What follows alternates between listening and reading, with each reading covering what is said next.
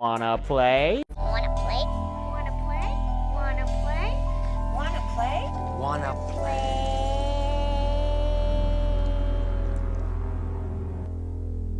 Hey everybody, welcome back to Wanna Play. My name is James McKenna, and in continuation of our Universal Monster ranking series, leading up to my massive ranking of all 30 Universal Monsters films, we're ranking every single franchise individually. So I've already done Frankenstein, and I've already done the Wolfman, and now it's time for me to rank all 6 films in the Dracula franchise. So, without any further ado, let's get straight into it. So coming in last place for the 3rd franchise in a row is going to be House of Frankenstein. Again, I'll keep this one short because I've talked about this movie already twice. It's just Dracula, especially because we're focusing on him and his character in this ranking video. I mean, they just like unstake his heart and he's back alive only for him to die again. It's just like, I don't know what they were doing with the Dracula character. It's just, it's all weird. Plus, again, same thing with the Doctor being played by Boris Karloff instead of Karloff playing the monster, and his hunchback assistant having a weird love story where his girl falls in love with the Wolfman, and it's just weird and it's uninteresting. I mean, yeah, the Wolfman, Larry Talbot, played by Lon Chaney, I mean, yeah, he's great. The monsters themselves are great, but the story is just, it's not great. It's just kind of dull, and there's really not much to it. So in last place is House of Frankenstein. Then after that is going to be House of Dracula. Again, this is the 3rd time that I've talked about it, so I will keep it short. I really like the Mad Doctor character. I wish that we could have got more of him. He was a cool character. By more of him, I mean like more movies with him. I wish that the Mad Doctor had his own separate franchise, but other than that, I mean, yeah, Wolfman is great, Frankenstein is great, and again, it's the same thing with House of Frankenstein. They bring in Dracula just so they can have as many monsters as possible, but they don't actually know what to do with him, so he doesn't really get involved with the rest of them. He just kind of gets killed in the first act. It's really nothing special for the character of Dracula, which is what we're looking at these movies through. Like, we're looking at these movies through the point of view of how their character was treated, and Dracula was just, he wasn't treated well in these last 2 movies, so they're gonna come in and last and second to last. Coming in at number 4 is going to be Son of Dracula. In this film, the character of Dracula is taken on by Lon Chaney Jr., who also played the Wolfman and Frankenstein's monster and various other monsters. But the thing about him in this is it's almost kind of like when Bela Lugosi was cast as Frankenstein. He just isn't as good in the role of Dracula because really all I see is the look of like sadness, depression, and desperation on the face of the Wolfman. It almost looks like the Wolfman pretending to be Dracula. It's kind of odd seeing Lon Chaney playing Dracula. And he also has his little weird mustache, which doesn't really fit well with the character of Dracula that these Universal films are going for. But other than that, it's pretty cool. I mean, you get a lot of interesting stuff, whereas like the first film was great because of how much it left up to your imagination. In this film, you actually get to see Dracula do more. Like, we see him coming out of smoke and then appearing in front of these characters. We see him like flying over swamps, and he's also more tough in this film. I mean, there's literally a scene where a character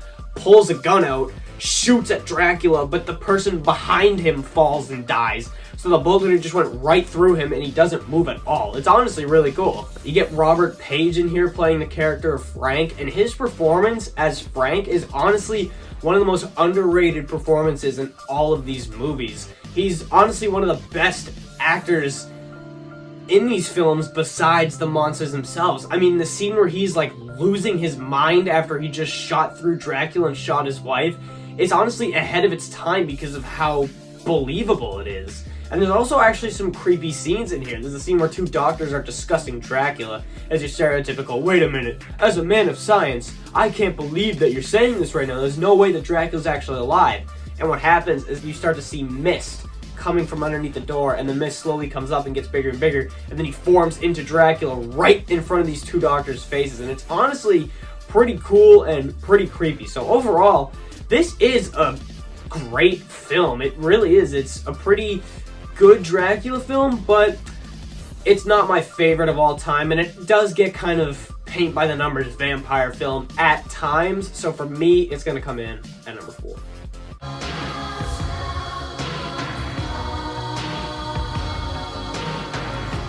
Coming in at number 3, we've got Dracula's Daughter. Now, in reality, I think the only reason why this is higher than the last film is because it picks up right where the last one left off, so it's honestly really cool. We get to revisit the same sets from the end of Dracula, we get to revisit Dracula's castle, and Van Helsing is back. Edward Van Sloan comes back as Van Helsing in this film. For some reason, they rename him Von Helsing instead of Van Helsing, but, I mean, who cares? It's still Van Helsing, and he's still awesome to see. And although she is no Bela Lugosi, obviously, I do think that Gloria Hardin as the Countess is pretty cool and pretty compelling and a pretty great character.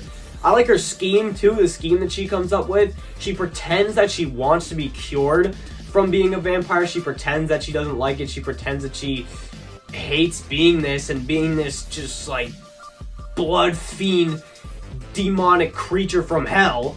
So she kind of seeks out a cure, or pretends to seek out a cure, but in reality, it's just a scheme to get more blood and more victims. And it's honestly really cool, and we get some really cool scenes with Dracula's daughter, the Countess, and it's pretty awesome. You don't really ever see vampire films where the woman is the main vampire in the movie, and it's honestly cool. It makes for lots of cool scenes, lots of unique scenes, and it's just great. Again, it's visiting those old sets, going back up to Dracula's castle, going back up to Borgo Pass. It's just awesome to see all this stuff, especially because of how big a fan I am of the original Dracula, as you will see later in this video. I thought that Dracula's Daughter was a really solid follow-up to the original film if you weren't going to have Bela Lugosi come back.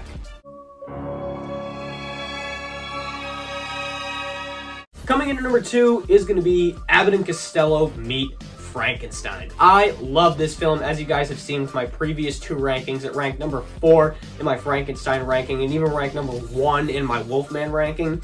And I just love this film because it brings everybody together in a way that House of Frankenstein and House of Dracula just couldn't. It brings in all the actors, all the true characters back. It brings back Bela Lugosi as Dracula, who is just fantastic. There is no better vampire actor in history of cinema than Bela Lugosi. You also get, of course, Lon Chaney coming back as the Wolfman, and although he's not being played by Boris Karloff, Frankenstein's monster comes back, played by Glenn Strange, who played him in the last couple films, and honestly, he's a very solid replacement for Boris Karloff if you were going to do that. This is just a great film, seeing all these characters cross over, and again, especially Bela Lugosi as Dracula, absolutely killing it. I love how funny this can get and how much of jokes Abbott and Costello are, but how serious they still take the monsters. The reason why Bela Lugosi signed up for this is because he said that he loved this film because it's funny and it's great. He laughs a lot when he watches it, but he likes it because it kept his character's legacy intact. It kept Dracula serious and creepy, and it did the same with the rest of the monsters. Combine that with the ending stretch where they're all battling through this falling apart castle, and of course you get the classic bit where the Wolfman grabs the Dracula bat and jumps off a cliff with him, and the ending with the Invisible Man. I love this movie. It's one of my favorite and one of the most underrated follow-ups in horror movie history. So for me, Abbott and Costello Meets Frankenstein comes in at number 2.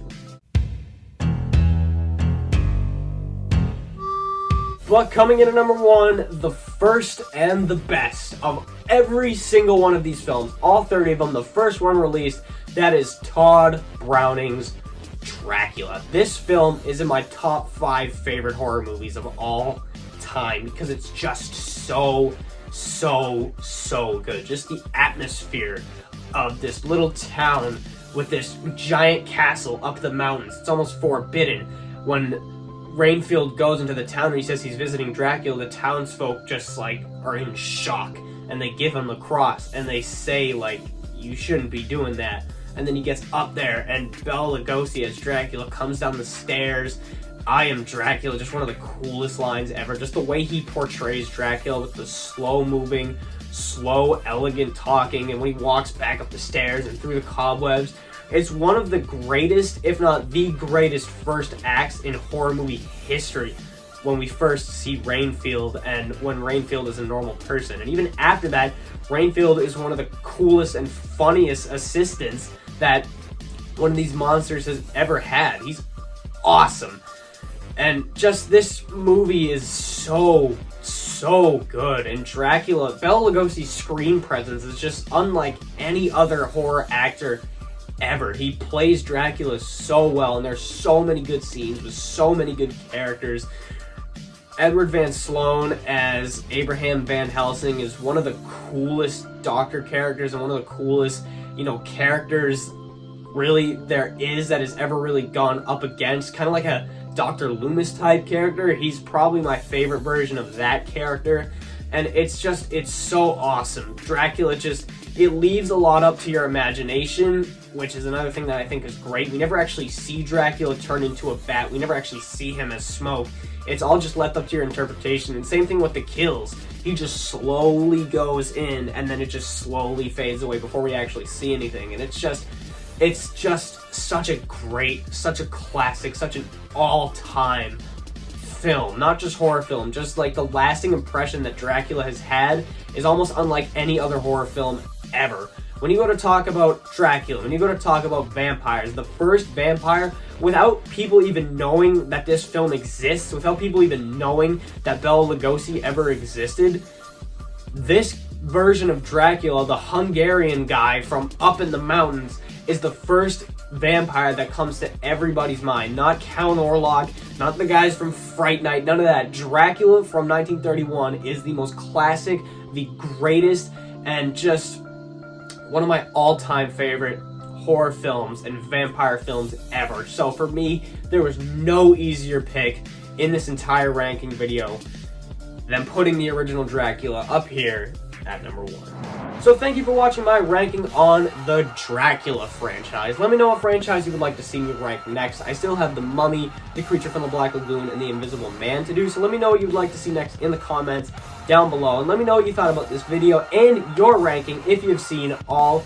6 of these films. It'd be really interesting to see other people's rankings because I don't really know anybody else who's seen all of these Universal Monster films. So let me know what you would rank this series in the comments below if you've seen them.